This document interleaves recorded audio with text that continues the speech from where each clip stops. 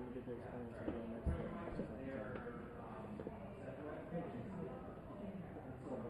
The coach will give you your cue for the announcement. I want Anthony next to you so you get the announcement. You think you're standing right behind you. Okay, cool. Nicole will be over in there to give you your cue. Alright, cool.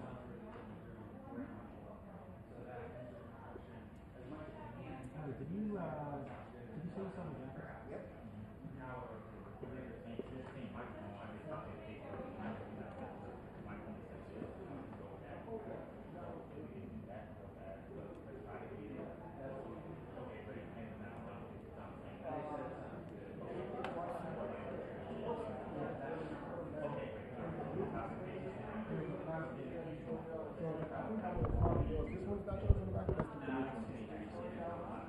What? Jacket? Oh. I think it's the one I folded up out there on the floor. It's probably out there.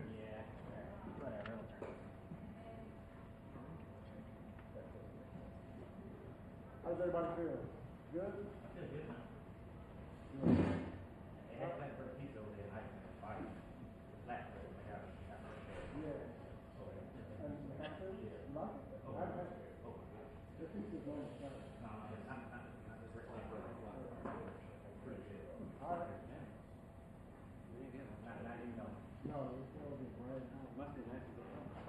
Alright, so the four marks were YouTube's. Roll with me. So, please. Before you take them, number one is the red one. Okay. Everything else is numbered. Okay. They're locked to have the power on already. So, do you have a specific side that you want 1 and 2 and 3 and 4 to be on? They're going to mix them up anyway. They're going to mix them up anyway. Yeah. So, I'm just going to turn them off on the board per thing, and when they say questions, I'm going to turn them back on the board. Yep. All the mics will be hot. Yep. That's fine. Yeah, that works. Okay. And then you'll turn off the ones that's out there. So that's out.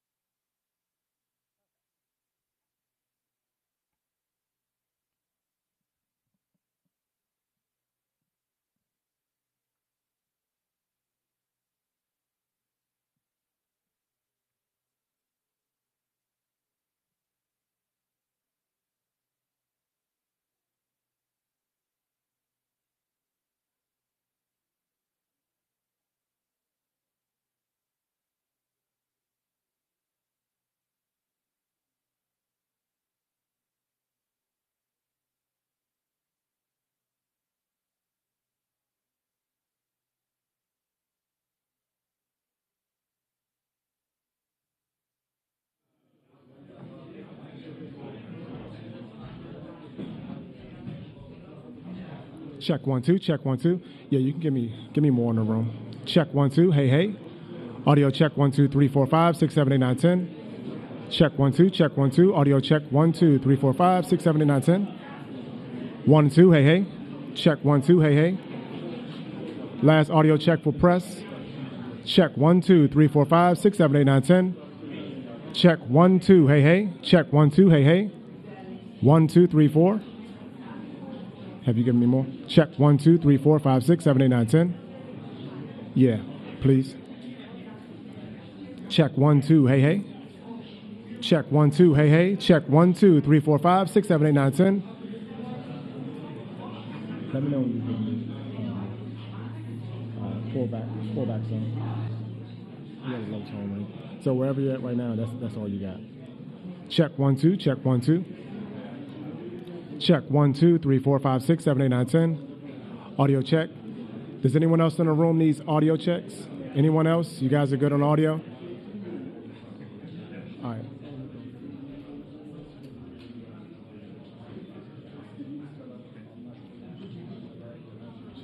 Check 1 2 3 4 5 6. Check 1 2. Hey hey. Check 1 2 3 4 5 6. Check 1 2. Hey hey. Audio check 1 2 3 4 5 6 7 8 9 10.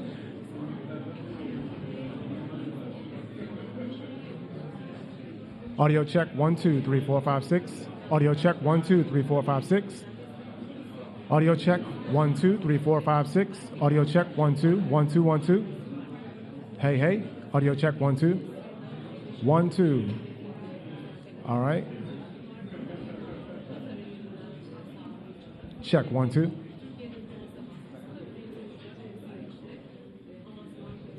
Last audio check. Check 1 2 3 4 5 6.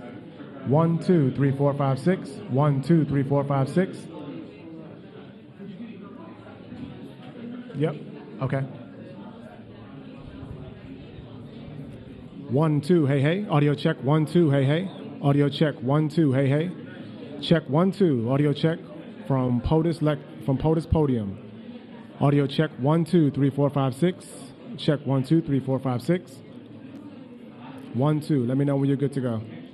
1 2. Hey hey. Audio check 1 2. Hey hey. Check 1 2. Hey hey. Audio check 1 2 3 4 5 6. Check 1 2 1 2 1 2.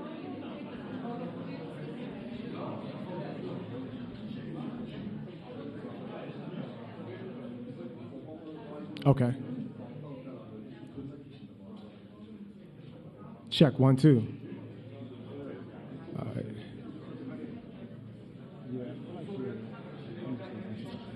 Check 1 2. Hey hey. Audio check 1 2 3 4 5 6 7 8 9 10. Check 1 2. Check 1 2 1 2. Hey hey hey hey. Yeah, that sounds good.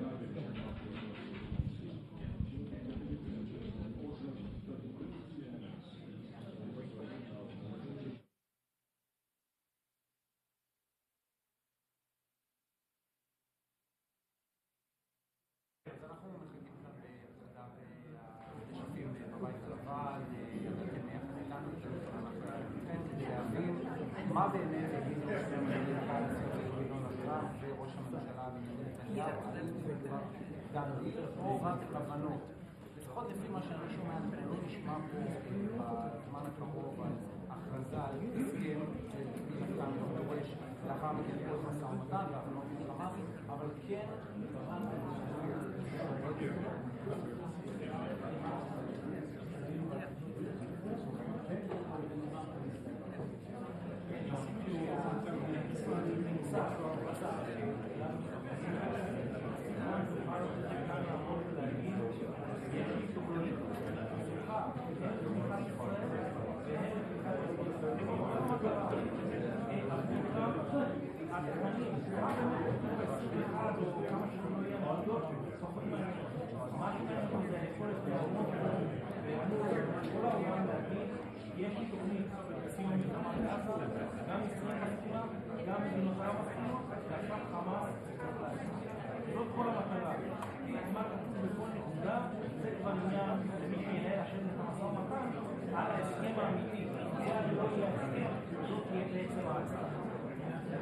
כאן עולה נקודה אחת שחשוב מאוד להדגיש בזמן שאנחנו מקפידים, דווקא בהקדמה של הרב, אני חושב שכולנו, גם אתה, גם ברן, כל מי שבשביל כל מי שספור הודעות למשפחות שלהם, כולל עכשיו, שאומרות, רגע, מתי שכבר בטח שבהסכם הזה, בהסכם 21 הנקודות, מדובר על 48 שעות, כמו שפרס, זה אנחנו בסוג של הסכם עקרונות, זה עדיין לא מציג להסכם פעולה על ידי מימוש, גם אם תהיה לנו אחרות של הסכמות ולהפתיע יהיו, אנחנו אחר כך צריכים לדבר על המדינות, על הפרטים, על הישיבה בתוכנית של מדינת הקציבות, גם אם זה קורה בתרחיש האופטימי, יש לנו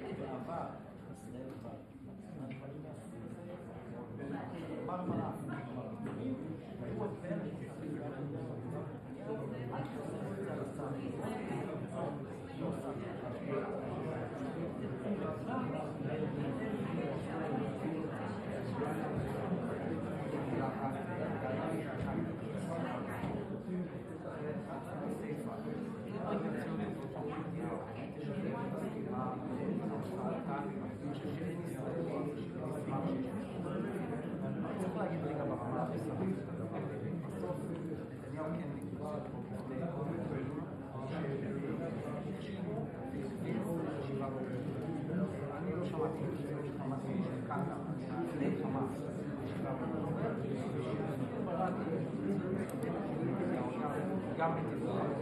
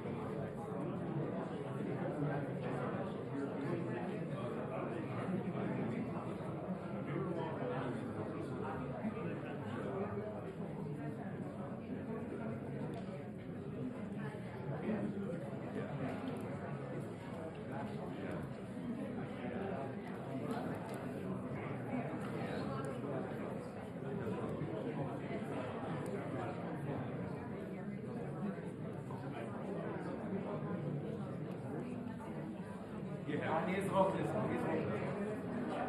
אני אזרוק לזה.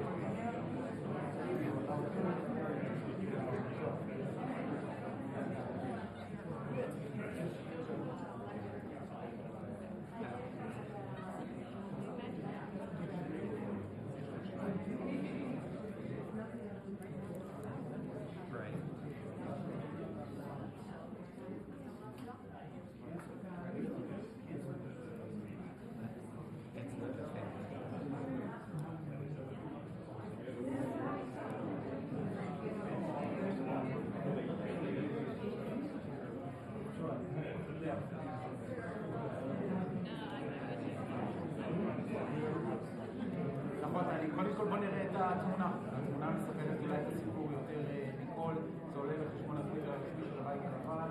אותה שיחה טלפונית של טראמפ ונתניהו וראש ממשלת קטאר, אתה יכול לראות את זה עכשיו על המסך. ועכשיו אני יכול להעביר לך את הציטוטים, את הדברים שאמר נתניהו לקטארי, אלו הציטוטים. אדוני ראש הממשלה, אני יודע שאתה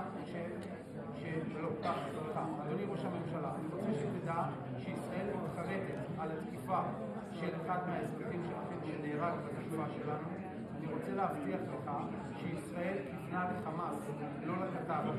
אני עוד רוצה להבטיח לך שלישראל לא הייתה שום תוכנית להפריד ריבונות שלך, ולא נעשה זאת יותר בעתיד, ואני הבהרתי את זה ונתתי התחייבות לנשיא טראמפ. אני יודע שלהנהגה שלך, אומר נתניהו, יש הסתייגויות ותלונות נגד ישראל, וגם לישראל יש תלונות כלפי קטאר, החל מהתמיכה שלכם באחים המוסלמים, גם לגבי איך שישראל מוצגת באל-ג'זירה, וגם לעובדה שאתם תומכים בסנטימנט אנטי-ישראלי בקמפוסים ובקולג'ים.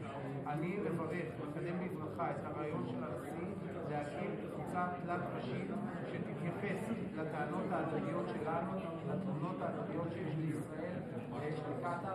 זה נוסח הדברים שאמר ראש הממשלה בתוך חדר הסגל"ז בשיחת הטלפון.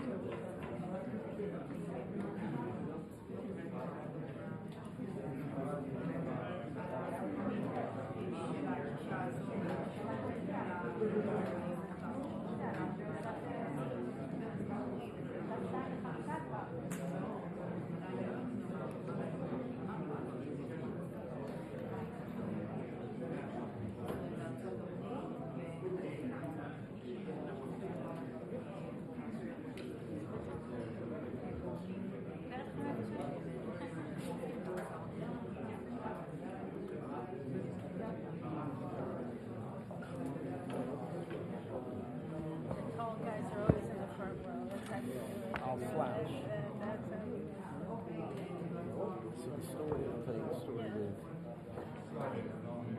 Sharansky. So it's Bush gets elected Tuesday, November 2004. Right. The following Monday, I'm with on the book tour. It just comes out of Monday. Okay. On Tuesday, we're in the American Enterprise Institute. Crowdhammer's interviewing for the book. And I'm sitting in this on the floor. And I'm getting my phone. It keeps vibrating. And this is before a smartphone. And I'm thinking, after about 6 times, I think something must happen to me with my family. So I step outside. And I said, this is why we'd like for you and Minister Sharansky to come and see the president. And my immediate response on Thursday, Wait, what day was it? Tuesday, they called. And they said Thursday, the next 2 days later, they want you to be there Tuesday. It was like the next day or the day after that. The president would like to meet you and Milton Sharansky at 11 o'clock on Thursday. I said, my joke. I said, no, I can't do it. We have the Pope at 1, we're not going to be able to work it, right? And then they said, no, this is really the White House. It was 2 o'clock, so 2 o'clock the president wants it. I said, we got the Pope at 3, we can't work it. And they say it again. I said, well, we got the Dalai Lama at 1, we got the Pope at 3, we're not going to be able to fit him in. He goes, would you like to call back? And leave it. And I look at my phone, and the phone only says 202. No, it has no, I think at 202. So I said, I understood, I got it, and then we were in the Oval Office 2 days later. It was supposed to be a half hour, it went on for like an hour and 10 minutes. And because Nathan is so humble, he didn't tell anybody how it was. Basically, it affected the whole policy administration. The problem that they had is they allowed for the elections to happen. So stupid. And Nathan went to see how it was. He says, you know you're going to be destroying the idea of freedom without it ever being changed. Russia to have an election. Who said that? Anyway. Well, it's because they simplified the whole concept of democracy. Purple fingers, yeah, exactly.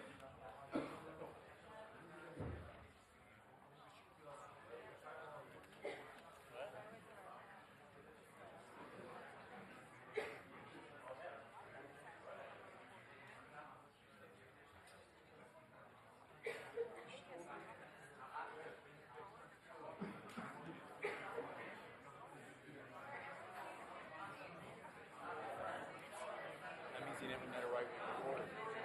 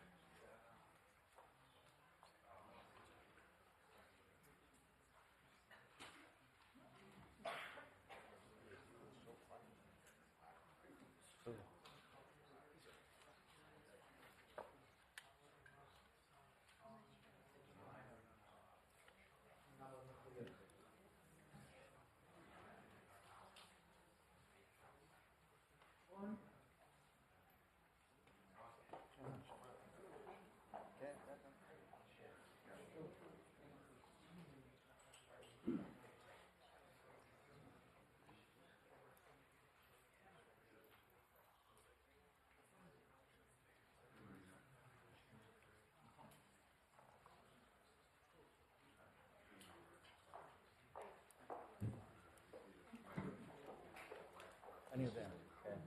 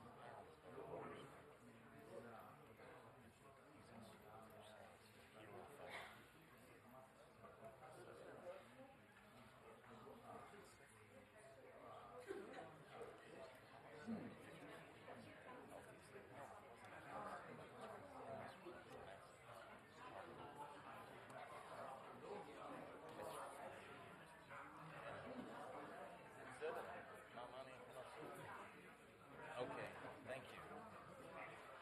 We'll see what happens. Thank you for listening. Thank you for your attention to this matter. Okay. The people of Israel, thank you for your attention to this matter.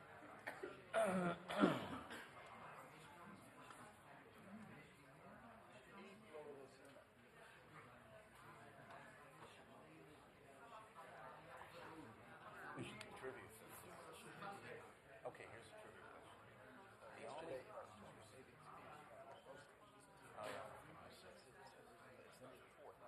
I know. You didn't catch it. But I think, okay, who was the...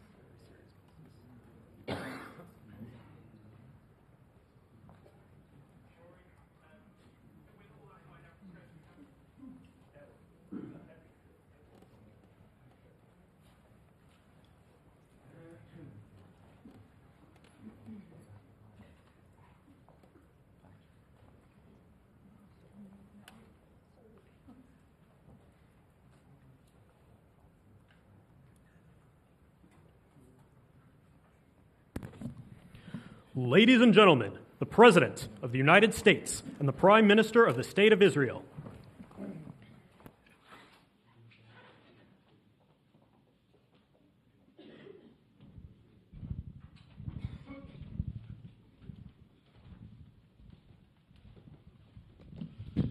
Thank you very much, everybody.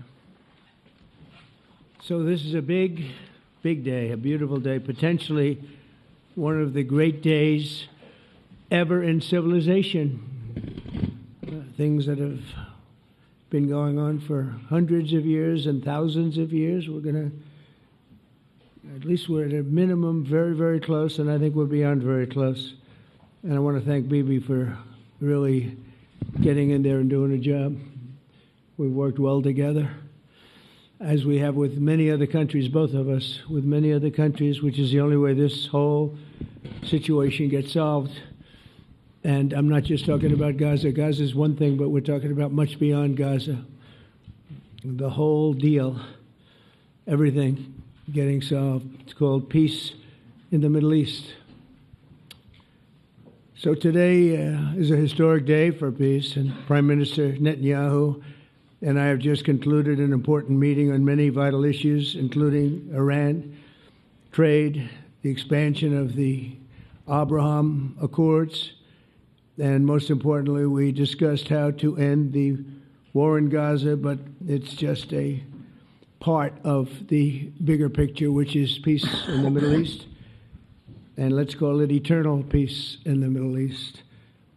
So this is far more than anybody expected, but the level of support that I've had from the nations in the Middle East and surrounding Israel and neighbors of Israel has been incredible, incredible. Every single one of them. This afternoon, after extensive consultation with our friends and partners throughout the region, I'm formally releasing our principles for peace, which people have really liked, I must say. And these are done, not just routinely done, these are done with total consideration and working with the nations that we're talking about. All of these nations have made contributions to those suggestions. I want to thank the leaders of many Arab and Muslim nations for their tremendous support in developing the proposal, along with many of our allies in Europe. Europe has been very much involved, and as I was called by many of the European leaders, most of them saying, "Is this true? Are you really doing peace in the Middle East? This is the most incredible thing we've heard." Some think it's the biggest thing they've ever heard. They called just to find out, was it just a rumor or is it actually done? And then they said, have you spoken to the Arab leaders? Have you spoken to all of the other leaders that we have to get? A lot of people involved in this one. I also want to thank Prime Minister Netanyahu for agreeing to the plan and for trusting that if we work together, we can bring an end to the death and destruction that we've seen for so many years, decades, even centuries, and begin a new chapter of security, peace, and prosperity for the entire region. And I want to just say that my meetings and dialogue that we had with so many countries, Saudi Arabia as an example, the king is a phenomenal person. The Emir of Qatar, he's incredible people. UAE, and that's MBZ and ABZ. We're totally involved. These are the people that we've been dealing with and who've been actually very much involved in this negotiation, giving us ideas, things they can live with, things they can't live with. Pretty complex. I mean, after 2,000, 3,000 years, whatever it is, I guess it's got to be a little complex, or it would have been done a long time ago. The King of Jordan was with us, as you know, in the United Nations. The President of Turkey, President Erdogan, is a friend of mine, a strong man, but a good man. President of Indonesia, somebody who's an amazing leader, Prabowo. He is an amazing leader and respected by everybody. He was in the room with us. We were together with most of these people that I'm mentioning. Others were by phone or the next day. The Prime Minister and the Field Marshal of Pakistan, they were with us right from the beginning. Incredible. In fact, they just put out a statement that they fully believe in this pact. It just came out just as I was walking around. They said, "Sir, you have a big notice from the Prime Minister of Pakistan and from the Field Marshal that they back this 100%. President El-Sisi of Egypt, who's terrific. And these are people I've gotten to know over the years. I mean, I would say it started around 2015 and then went into 2016 when the presidency officially began. But I've known him actually for a long time, and there are many cases really great men. I can't say in all cases, but I will tell you in many cases they're great men and some great women too. They tend to be mostly men, however, I will say that. But if accepted by Hamas, this proposal calls for the release of all remaining hostages immediately, but in no case more than 72 hours. So the hostages are coming back, and I hate even saying this from the standpoint, doesn't sound right, but it is so important to the parents. The bodies of the young men, I believe in almost all cases, the young men are coming back immediately. I met with parents. The parents felt as strongly about getting the body of their dead boy back as they did as though the boy were alive and well. It's so important to them. And it means the immediate end to the war itself, not just Gaza. It's the war itself. Under the plan, Arab and Muslim countries have committed, and in writing in many cases, but I actually would take their word for it. The people I mentioned, I'd take their word for it. To demilitarize Gaza, and that's quickly. Decommission the military capabilities of Hamas and all other terror organizations. Do that immediately. And we're relying on the countries that I named and others to deal with Hamas. And I'm hearing that Hamas wants to get this done too, and that's a good thing.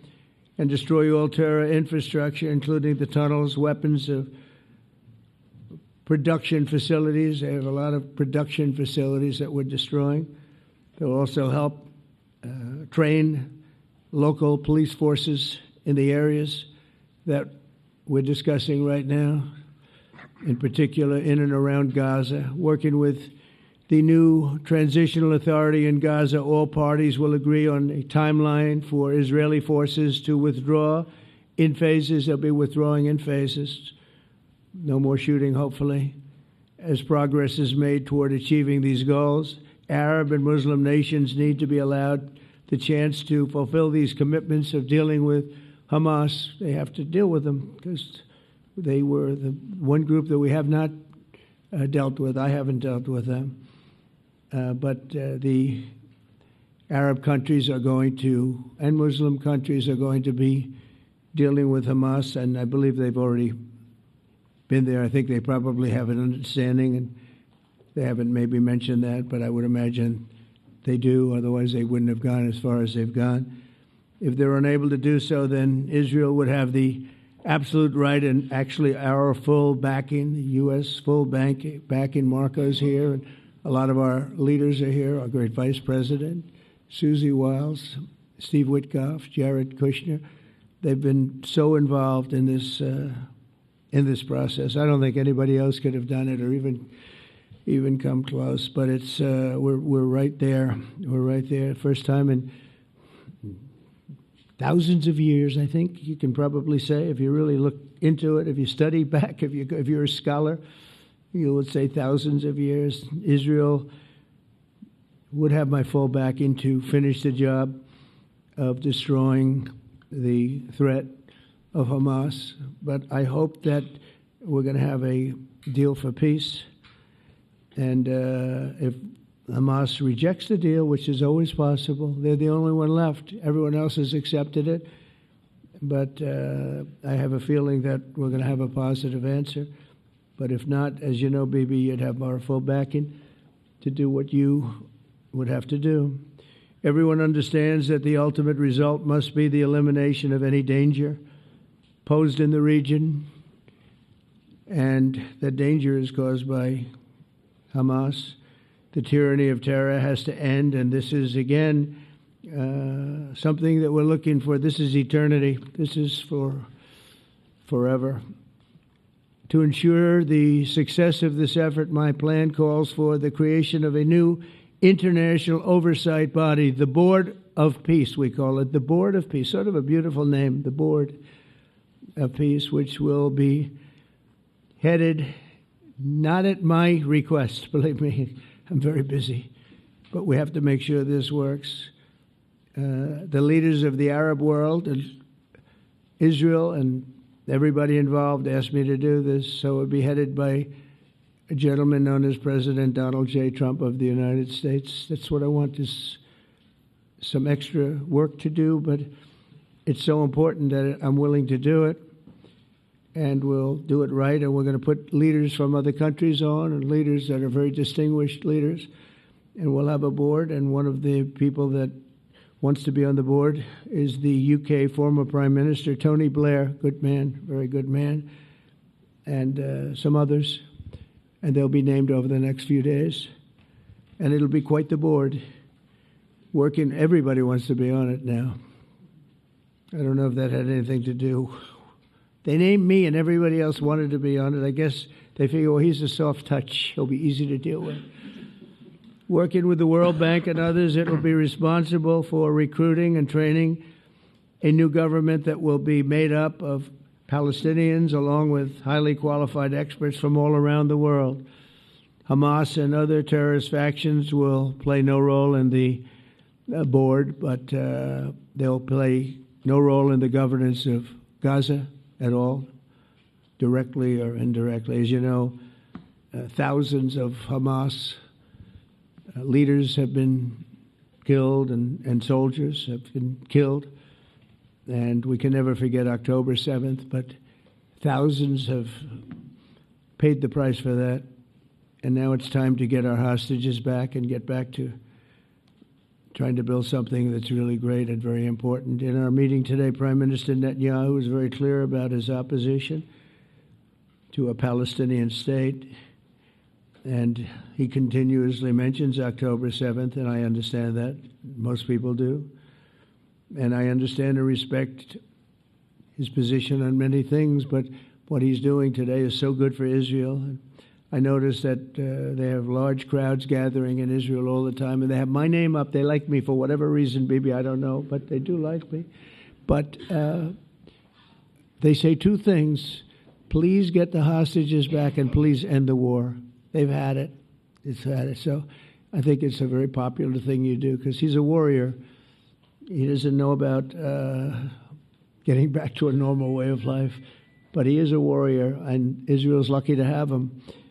But now the people want to get back to peace. They want to get back to normalization in a true sense. Several countries have foolishly recognized the Palestinian state. As you know, some of our European friends, allies, good people, but they're really, I think, doing that because they're very tired of what's going on for so many decades. They've been presidents and prime ministers for years, and during this time, having to do with the Middle East, all they're doing is talking about the same thing over and over. They want to see it get back. And nobody wants that more than me, or I believe Bibi too. But the people of Israel want it. They really want it. They want the hostages back.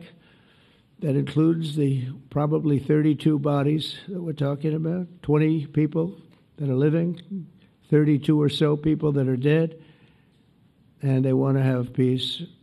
So let us not forget how we got here. Hamas was elected by the Palestinian people. Israel withdrew from Gaza thinking they would live in peace. Remember that a long time ago? They withdrew. They said, you take it.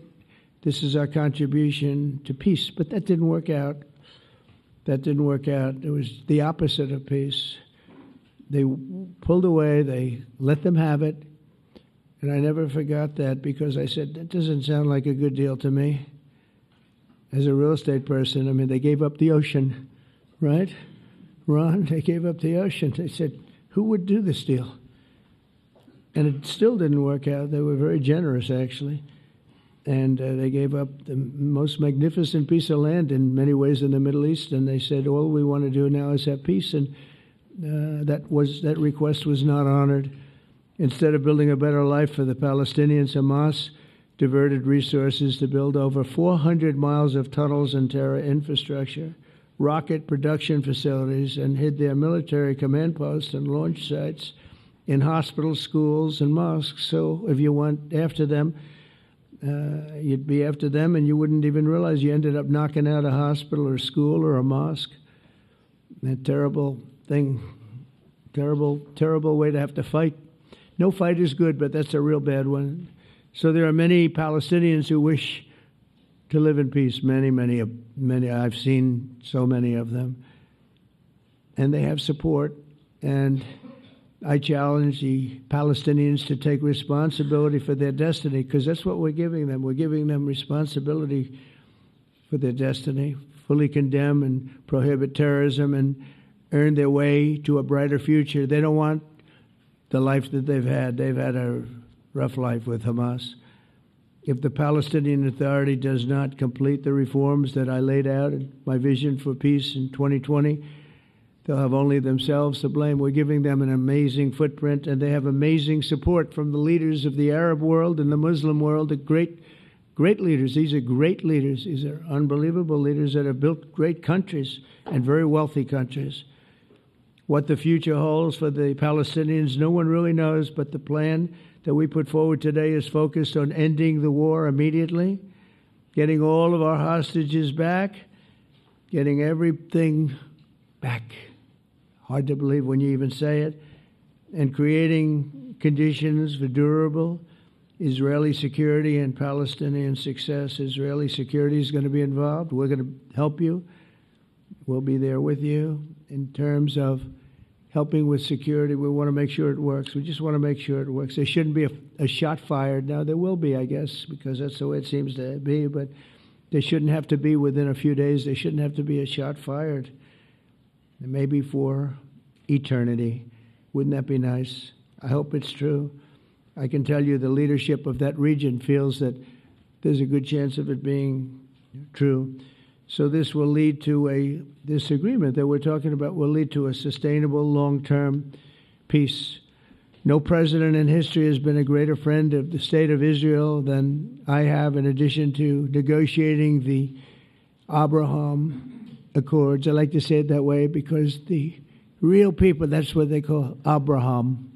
I would say Abraham, but it's so much nicer when you say Abraham. So much more elegant. But the Abraham Accords are amazing. Jared, you did that along with your group of geniuses, and nobody thought that could be done. We have 4 countries, and Sleepy Joe Biden didn't do a thing. He didn't even know what the hell they were. He should have had them fold up. But I think this will also lead to packing them. And who knows, maybe even Iran can get in there. I hope, we hope we're going to be able to get along with Iran. I think they're going to be open to it. I really believe that. But they could be a member. I long ago said, I'll bet you at some point Iran will be a member of the Accords. And little did I realize it was going to take this turn. That was some turn we did with the B-2s. But I think they might very well be there because it's a great thing for them economically. I recognize the eternal capital of Israel. I opened the American embassy in Jerusalem. That was something that everyone said would never be done, could never be done. Virtually every president for many, many years, for decades, would campaign on making Jerusalem the capital of Israel. They campaigned on it over and over. Is that right, Steve? Is that right? Everyone, and when they got to it, and I understand why now, because it was so. When I got to office, I campaigned on it too. I said, we're going to make it. And then I'd get calls from the leaders of various countries saying, please don't do it. Please don't do it. It'll end the whole world. Please don't do it. And finally, I just didn't say anything, and I did it. People were calling me before I did it because they heard I was going to do it. And leaders of countries were calling me. And I think it was on a Thursday that I did it. And they'd call me Monday, Tuesday, Wednesday, 3-4 times a day, and I said, tell them I'll call them back on Friday. And I announced it on Thursday, and I called them back, the biggest people in the world, and they said, "You've done it." I said, "Done what?" "You've made the capital of Israel, Jerusalem, and we wanted to talk yet." I wish you called me a little sooner. Maybe I could have done something about it. So that was a lot easier than getting into an argument, because I knew what they were calling about. And you know what? It turned out to be amazing. Everybody thought it was going to lead to the end of the world, right? The end of the world, Ron, that's what they said. It didn't lead to anything. It just led to something that I promised, and something that was very, very popular for Jewish people and a lot of other people too. I recognize Israeli sovereignty over the Golan Heights, and I cut taxpayer funding to the corrupt United Nations Relief and Works Agency. And United Nations was interesting because, as you know, a few days ago they introduced me. Ladies and gentlemen, the President of the United States. I'm looking at my teleprompter, and the thing was dead, stone cold, dead. The thing's up here. I have a long, beautiful speech to make. I'm back 30 feet back, and I'm saying, they're introducing me. There's nothing on my teleprompter. So, but I made a speech. I actually got good marks. You think Biden could have done that? I don't think so. I don't think he could have done that. I don't think too many people could have done it. But actually, it was actually more of a speech from my heart, if you want to know the truth. I think it was maybe better in certain ways because it was from the heart. It has to be from the heart. Otherwise, you're in big trouble. But I cut taxpayer funding for that very corrupt United Nations Relief and Works Agency, and nobody thought that would be done, and withdrew from the horrible Iran nuclear deal that was imposed upon Israel by Barack Hussein Obama and Biden. And I don't think Biden knew anything about it, though. I don't think he knows anything about it now, actually, if you ask him. He'd say, "What is that?" And we obliterated Iran's nuclear enrichment capacity, making it impossible for them to have a nuclear weapon, which they would have had probably in about 2 months from that.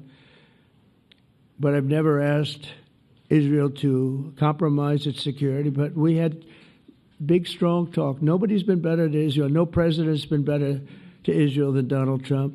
But we had a long, strong talk, Bibi and I, and he understands it's time. It's time. History has shown. And the people of Israel want it. And the people of the Middle East want it. The people of enemies of Israel want it. But they don't have really too many enemies right now. And you know what? Many countries have gained great respect for Israel, for the way they fight, for the job they do, including me. I had respect anyway, but they gained respect. History has shown us that those who have relations with Israel have thrived, while those who have devoted resources and attention toward the destruction and even annihilation of Israel have languished. They haven't done well. Israel is not going anywhere. They're going to coexist with other people and countries in the region, from Syria to Lebanon to Saudi Arabia. The promise of a new Middle East is so clearly within our reach. This is the closest we've ever come to real peace, not fake peace, not political fool's peace. If we can get this difficult problem solved, the opportunities for all within that vast region of this world, it's a vast region. It's unlimited. The Abraham Accords show that all countries are better off when they communicate and work together and embrace new opportunities. I hope Jared and Steve and Susie and Marco and JD, we have great people. I hope you guys are going to work very hard to get these other countries in, because now they have no excuse. There's no longer an excuse. They were somewhere hesitant. And I tell you, the 4 countries that went in, I give them tremendous credit, and it's worked out incredibly well for them. In the same spirit, I'm pleased to report that earlier today we took another important step toward greater understanding in the region. A short time ago, we had a historic phone call in the Oval Office with Prime Minister Tani, who's really a great, great person. So we had a great talk, and I was on the phone, and Bibi was talking. Prime Minister Al Thani was of Qatar, was they really had a heart-to-heart conversation. It was a great conversation, I thought. It was productive. It was everything that you need to have something turn out to be successful. And I want to thank Bibi, and I want to thank the Prime Minister. It was fantastic. We agreed to launch a formal trilateral mechanism between Israel, Qatar, and the United States to begin a dialogue to enhance mutual security, correct misperceptions, and avoid future misgivings. And I want to thank Qatar, its leadership, and the Emir. He's a fantastic person. I think, I'm going to be his public relations man because I know him differently than a lot of people know him. But he wants peace. He wants to see peace. And his people, and they really acknowledge the critical role that they've played as mediator. And again, we're not quite finished. We have to get Hamas, but I think they're going to be able to do that. So now it's time for Hamas to accept the terms of the plan that we've put forward today. And again, this is a different Hamas than we were dealing with because I guess over 20,000 have been killed. Their leadership has been killed 3 times over. So you're really dealing with different people than we've been dealing with over the last 4 years, 5 years. Everyone has done their part and come to the table in good faith. Our Arab and Muslim partners are fully prepared to step up and fulfill their commitments for the benefit of the people of Gaza and the entire region. They're willing to step up and do a lot. They really are. There are a lot of good people involved. Everybody who wants to see an end to the violence and destruction should be united in calling for Hamas to accept the extremely fair proposal so that we can end the war and get us back our hostages right now and have everlasting peace. And I look forward to having relationships with everyone. As the chairman of the board, I'll be involved, and we'll have meetings with some very smart people that'll be working over there to make sure that we haven't just been wasting time with an agreement that doesn't get done. The task of building peace will not be easy. There are some of the hardest problems in the world to solve, and that's why it's been going on for so many centuries. But too many lives are at stake not to try, and this is more than a try. I mean, I think this is something that gets done when you have virtually every country, and these are powerful, powerful countries that have a lot of money, and the money can make things happen. A lot of countries try, and they don't have any money. These are very rich countries that can make things happen. So together we'll forge a much safer and more hopeful future for everybody, including Israel.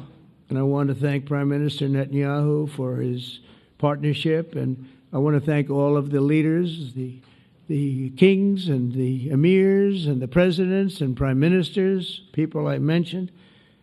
And they've been absolutely fantastic to work with, and it's just happened very quickly. It's happened from a couple of weeks before I had a couple of meetings, but a couple of weeks before we went to the United Nations, and we had some incredible meetings. It all came to place. It all took place, and everybody wanted to be a part of it. I don't have anybody that's saying we don't want anything to do with it. It's just the opposite. And I'll tell you, a couple of years ago, a year ago, I don't think we would have had this kind of participation, Mr. VP, right? I don't think we would have had. It's been amazing. The participation was 100%. Everybody wants to be a part of it. And everybody, those very strong countries, everybody wants it to work. So, Bibi, congratulations on this. I think this will be your crowning achievement, frankly. If this all works out, we think it will. It's going to be your crowning achievement, and I want to thank you very much for being here. Thank you. Please. Thank you. Thank you. Mr. President, first I want to thank you for graciously hosting me once again in the White House. And second, I want to thank you for your friendship and for your leadership. From Jerusalem to Tehran, from the Golan Heights to Gaza, you've proven time and again what I've said many times.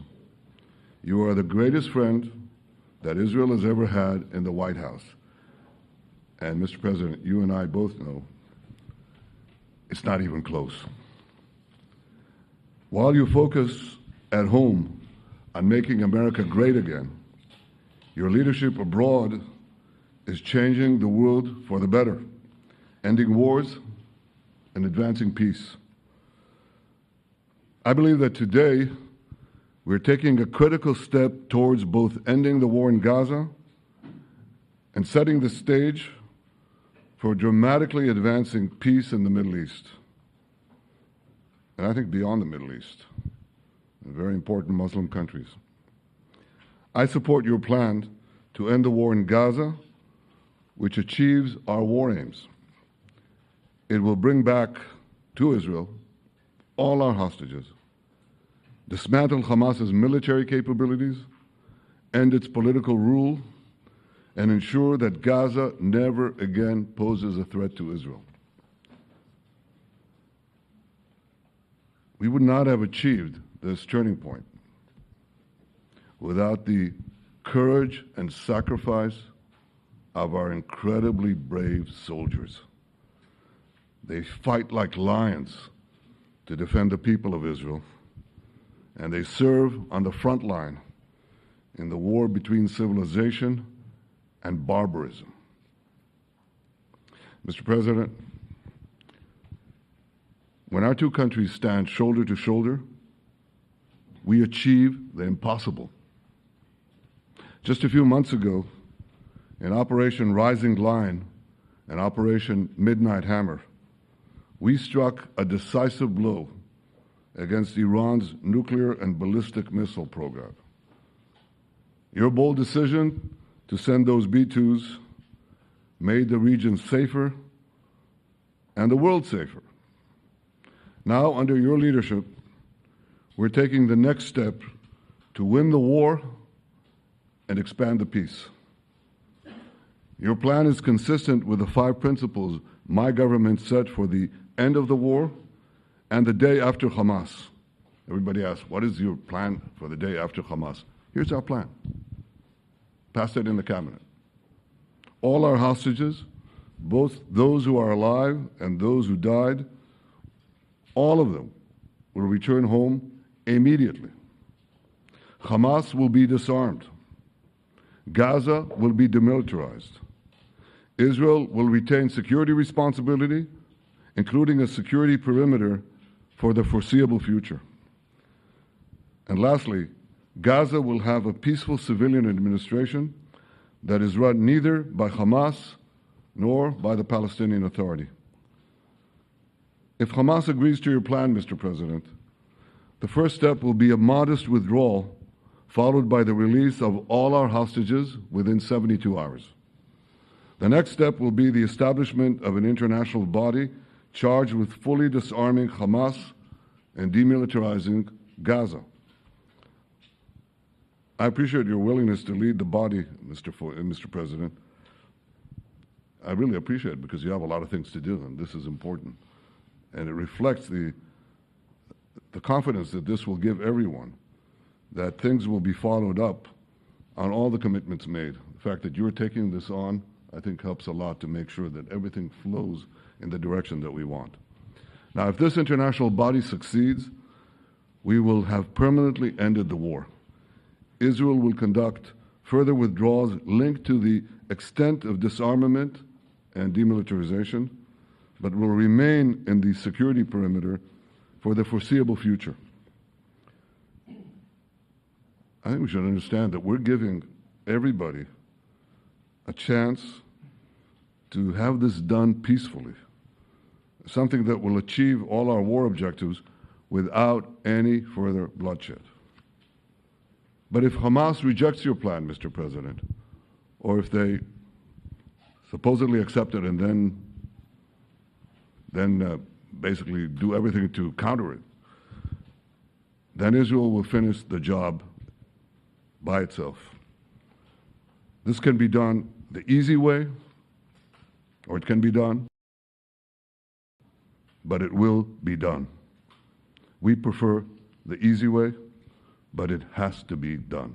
All these goals must be achieved because we didn't fight this horrible fight, sacrifice the finest of our young men to have Hamas stay in Gaza and threaten us again and again and again with these horrific massacres.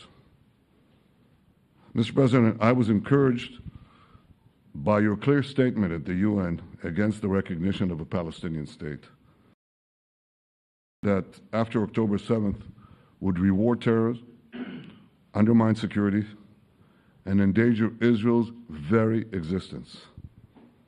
As for the Palestinian Authority, I appreciate your firm position that the PA could have no role whatsoever in Gaza without undergoing a radical and genuine transformation. In your 2020 peace plan, which you mentioned just now, you made clear what that transformation requires. It's not lip service. It's not checking a box. It's a fundamental, genuine, and enduring transformation.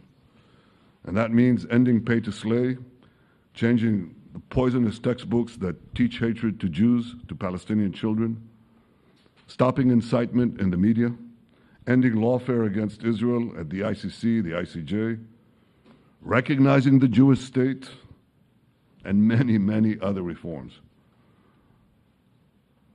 It won't come as a surprise to you that the vast majority of Israelis have no faith that the PA Leopard will change its spots. But rather than wait for this miraculous transformation, your plan provides a practical and realistic path forward for Gaza in the coming years, in which Gaza will be administered neither by Hamas nor the Palestinian Authority, but by those committed to a genuine peace with Israel. I think this can be not only a new beginning for Gaza, I think it can be a new beginning for the entire region. Under your leadership, we can re-energize, well, I've got to contribute my own, we can re-energize the Abraham Accords. That's what it's called in the original Hebrew, Abraham. Abraham is fine, Abraham, however you want to call it. Under your leadership, Mr. President, we can re-energize the Abraham Accords that we forged 5 years ago. We can expand them to many more Arab and Muslim nations that choose moderation over extremism. I think there's an opportunity here. It's not going to be easy. It's tough going. But I think if we succeed, you're absolutely right. We're going to open possibilities that nobody even dreamed of. But I think we dream of them. As you've told me, Mr. President, and you've told the world many, many times, you said, remember October 7th. Remember October 7th. And we do. We will never forget the horrors of October 7th, and we will do whatever is necessary to make sure they don't happen again. Since October 7th, Israel's enemies have learned a hard truth. Those who attack us pay a heavy price, but those who partner with us advance progress and security for their peoples. President Trump just said it. It's also in the Bible. It says, those who will bless you will be blessed, and those who will curse you will be cursed. And that's actually what is happening. We want the blessings. I think we've done a lot in the past 2 years to end the curse. We're not finished, but we've done a lot. And we've done a lot together to end the curse. I want to thank your entire team for their efforts to get to this point. I especially want to thank Steve Witkoff and Jared Kushner for their indefatigable work to bring Israel and Arab states in the region closer together. I am deeply grateful to both of them for their work. We had a phone call today just to make it clear. I said to the Prime Minister of Qatar, Israel was targeting terrorists, wasn't targeting Qatar. And of course, we regretted the loss of the Qatari citizen. It wasn't our target. And I very much appreciate President Trump's proposal to have a trilateral body, the United States, Israel, and Qatar, to work out respective grievances. There are quite a few. But if we could try to mitigate them or put it on a different footing, I think that'll be good for everyone. Above all the people, the fine team, and many helpers who've done this, I want to thank you, Mr. President. History has already shown that under your leadership, Israel and America can change the face of the Middle East. And today I'm hopeful that your plan to end the war in Gaza will do so again and do so soon. It will free our hostages end Hamas's tyranny in Gaza, and enable a more secure and prosperous future for the peoples of our region. Thank you, Mr. President. May God bless America. May God bless Israel. May God bless the indispensable alliance between our countries. And may I add, in Hebrew, G'mal Chatima Tova, may we all be inscribed in the book of life. Thank you. Thank you very much, Bibi. So I think while we wait for these documents to be signed and get everybody in line, I think it maybe is not really appropriate to take questions. I'm meeting with, as you know, a couple of Democrats in a little while about the country, about keeping our country open. They're going to have to do some things because their ideas are not very good ones. They're very bad for our country. So we'll see how that works out. But this is something that was really historic today. This was something that was amazing. I think, Bibi, I mean, depending on you, I think while we're waiting for signatures and waiting for approvals from a lot of different countries that are involved in this, we probably shouldn't take questions? Or would you like to take a question or two from perhaps a friendly Israeli reporter, if there's such a thing? That's a very, very tough proposition. But I would think, Mr. President, that I would go by your instinct that this is, we'll have enough time for questions. Let's settle the issue first, I think. Thank you very much, everybody. Thank you.